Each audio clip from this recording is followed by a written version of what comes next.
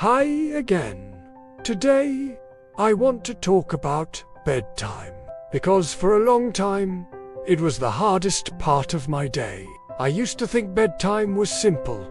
Dinner, bath, books, lights out, but for a child with ADHD, it's not that simple at all. At first, I thought I just needed to be more strict, so I made rules. I stuck to the clock.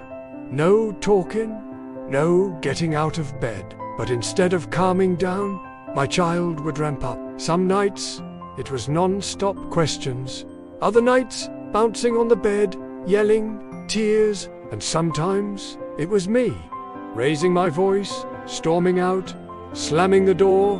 Then came the guilt, because I knew they weren't trying to be difficult. Their brain just couldn't shut off, and mine was too exhausted to help. I remember one night, I had everything perfect.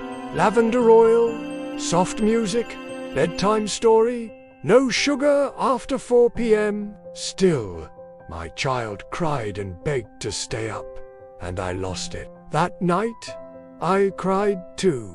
But over time, we found our rhythm. What worked for us wasn't about control. It was about creating safety and connection.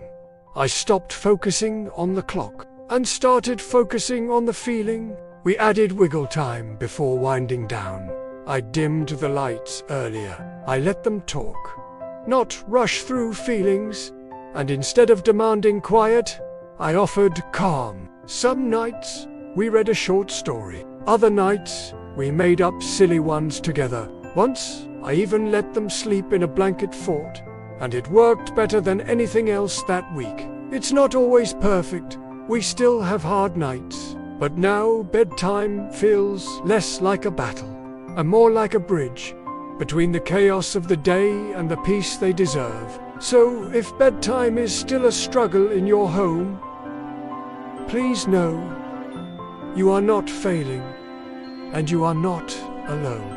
In this video, or this playlist, I'll share the small changes that made a big difference for us. And maybe, just maybe, tonight can be a little easier. Now, I'd love to hear from you. What's bedtime like in your house? Have you found something that really helps? Or do you have nights where it all falls apart? Drop a comment, whether it's a win, a worry, or just a moment that made you laugh or cry. Your story might be exactly what another parent needs to hear tonight. This is Busy Brain's Companion. We're in this together, and we're just getting started.